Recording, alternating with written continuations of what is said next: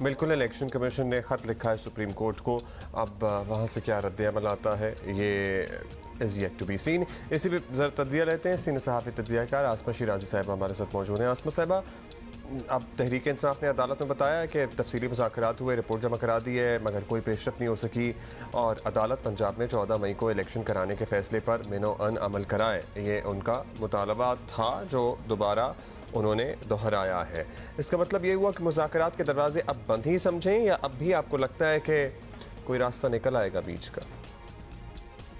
देखिए, मुज़ाकरात के तो दरवाज़े आगाज़ के साथ ही जो है वो बंद हो गए थे। उसकी वजह ये कि इमरान खान साहब मुस्तकिल इन मुज़ाकरात के आगाज़ के साथ ही जो है वो अपनी शराइत भी पेश कर रहे थे, और उन्होंने पहले दिन से जब कमेटी बातचीत के लिए बैठी उसके साथ ही उन्होंने ये शर्त आयद कर दी थी कि इंतखाबात के असम्बलियों को जो है वो 14 मई से पहले तहलील किया जाए, जो कि सरेदस्त मुश्किल भी था, बल्कि नामुमकिन नज़र आता था है, क्योंकि आप आगे अगर आप देखें तो जून के अंदर बजट को पेश होना है, अभी IMF के साथ मामला चल रहे हैं, बहुत सारी और बातें जिनकी बुनियाद के ऊपर फौरी तौर पर इंतखाबात जो है वो मुमकिन नहीं थे। और इसके साथ साथ हुक्मरान इत्तेहाद भी अपनी एक पोजीशन लेके बैठी है, जो कि ये कहते हैं कि जी हम अक्टूबर से पहले इंतखाबात नहीं ले रहे, मगर यहाँ पर हुक्मरान इत्तेहाद को एक जो जिस तरह से सपोर्ट मिली है वो इलेक्शन कमीशन से भी मिली है, उनको फौज से भी मिली है, इस्टेब्लिशमेंट से मिली है कि इंतखाबात जो हैं उसके लिए जो वसाइल चाहिए वो वसाइल मौजूद नहीं है।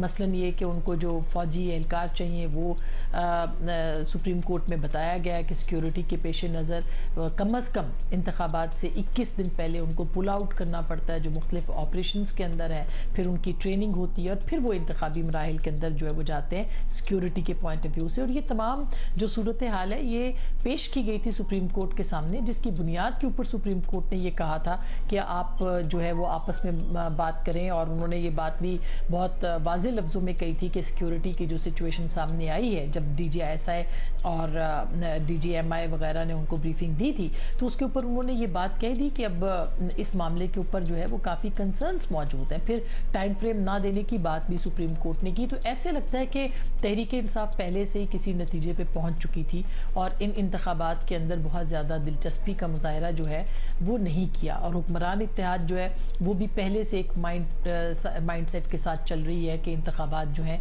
वो अक्टूबर के अंदर होने हैं। हाल बत्ता एक उम्मीद ज़रूर पैदा हुई थी कि अगर हुक्मरान इत्तेहाद अक्टूबर से कुछ पहले और PTI अपने वक्त से कुछ आगे चली जाए तो एक दरमियानी राह जो थी उसके ऊपर बात हो रही थी, और उसके ऊपर मुज़ाकरात पे अभी भी जो है वो एक बात उसके ऊपर गौर हो रहा था कि तमाम असम्बलियों के एक साथ इंतखाबात किए जाए, जिसके ऊपर कंसर्न्स है हुक्मरान इत्तेहाद को, या ऑल पार्टीज़ कॉन्फ्रेंस हुई है जो ANP की, और ANP ने भी अपने कंसर्न्स, तमाम जमातों ने वहाँ पे भी यही खदशात रखे और यही इत्तफाक किया कि एक ही वक्त पे इंतखाबात होने चाहिए।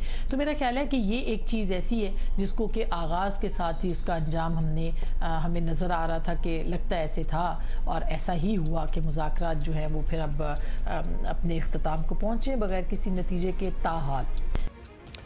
राइट, अच्छा आसमा आप ये बताएं कि क्या होगा, क्योंकि इलेक्शन कमीशन ने भी सुप्रीम कोर्ट में अपनी रिपोर्ट जो है वो जमा करा दी है और साफ बता दिया है कि 14 मई को इलेक्शन तो नहीं हो सकते, ना फंड्स मिले हैं, ना सिक्योरिटी का कोई बंदोबस्त है। तो बेसिकली उन्होंने अपना तो बता दिया ये हमारा हाल है और इसलिए अदालत फैसले पर नज़रसानी करे, उनका ये कहना था। PTI इलेक्शन कराने का कह रही है, अब इलेक्शन कमीशन कह रहा है वो इलेक्शन करा नहीं सकता, अदालत क्या करे? दोनों की सुन रही है, मतलब इलेक्शन कमीशन कह रहा है we have no funds, no security, हम कर ही नहीं सकते। इलेक्शन की तारीख देना इलेक्शन कमीशन ने बावर कराया कि इलेक्शन कमीशन का काम है। देखिए, अदालत को पहली बात तो ये है कि एक सियासी मामला था, अब भी तो सियासतदान आपस में बैठ के बात कर रहे हैं, तो पहले भी सियासतदान एक दूसरे को अप्रोच कर सकते थे, बात कर सकते थे, दोनों जमातों के लोग जो हैं वो मौजूद हैं और ये राब्ता हो सकता था। तो एक सियासी मामले में अदालत को जो है वो आने की कोई ज़रूरत ना थी।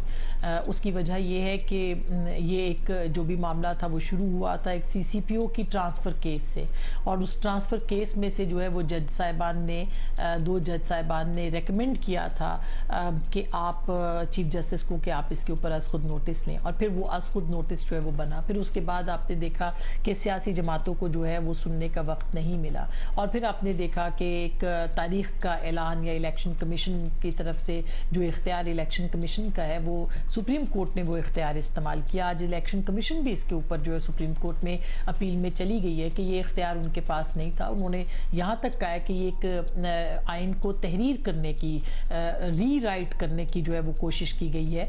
ये काफ़ी स्ट्रॉन्ग एलिगेशंस हैं जो कि जवाब की सूरत या अपील की सूरत जो है वो इलेक्शन कमीशन अब जो है वो सुप्रीम कोर्ट के ऊपर डाल रहा है। तो एक सुप्रीम कोर्ट के अंदर एक तो जाने की इसको ज़रूरत नहीं थी, सियासी जमातों को ये मामला अपने साथ, अपने हाथ और अपने ही जो डिस्कशंस थे, अपने जो टॉक्स थे, अपनी जो डायलॉग था उसके ज़रिए से तय करना था। मगर सुप्रीम कोर्ट इसमें खुद इसके अंदर शामिल हुई, और उसके बाद हालात ये हैं कि वो अपने ही मामलात को या अपने ही जो अहकामात हैं उसके ऊपर अमल दरामद करवाने के लिए वो बेबस नज़र आती है। इससे पहले यही अदालत जो है वो कल उन्होंने ये भी फरमाया कि हम अपने अहकामात पर अमल दरामद करवाएंगे, मगर कैसे करवाएंगे, ये एक बहुत बड़ा सवाल है। और ऐसे लगता है कि अदालत खुद बंदगली में आ गई है। ना सिर्फ अदालत बंदगली में आ गई है, अगर सुप्रीम कोर्ट में वापस ये दरख्वास्त दायर हो गई है तो क्या सुप्रीम कोर्ट दोबारा से वही काम करेगी जो पहले कह चुकी है और उसका कोई असर नहीं निकला? मसलन इलेक्शन कमीशन को कहेगी कि आप 14 मई को इंतखाबात करवाएं या असम्बली को तहलील करवाएं, या वो कहेगी कि फौज को कि आप मावनत दें, या वो हुकूमत को कहेगी कि फंड्स दें। तो मेरा ख्याल है कि ये एक ऐसी प्रैक्टिस है जो कि एक पहिया है जो कि घूमता चला जा रहा है, मगर इसका कोई नतीजा नहीं निकल रहा कि किस हद तक जो है वो जाया जाएगा।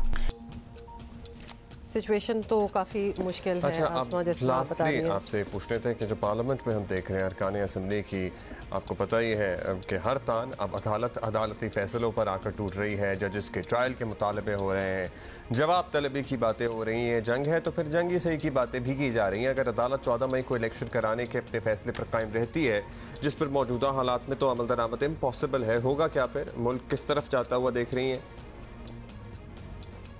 देखिए, एक बंद गली है जिसमें कि सब जाके खड़े हो गए, एक डेड एंड है। उसमें मुख्तलिफ जो रास्ते आइन ने प्रोवाइड किए थे वो किसी ने भी अपने उस रास्ते का इंतखाब नहीं किया, भले वो अदालत हो, भले वो सियासत हो, भले वो बाकी जगह हों, बाकी इदारे हों। तो सब ने इस आइन को ही बंदगली में ला के खड़ा कर दिया है। जिसकी जो मर्ज़ी है, जिसका आइन मेरा आइन मेरी मर्ज़ी के मुतरादिफ जो है वो इस वक्त पाकिस्तान के आइन को ट्रीट किया जा रहा है। तो होना तो यही चाहिए था कि पार्लिमान की बालादस्ती जो है वो तस्लीम की जाती है। और उस पर भी आप देखें कि प्रोसीजर बिल हो या इंतखाबात का मामला हो या पॉलिटिकल पार्टीज़ का डायलॉग हो या दीगर सारे मामलात हों, इस सारे के अंदर पार्लियामेंट को जो है वो बहुत ज़्यादा फौकियत या अव्वलियत नहीं दी गई।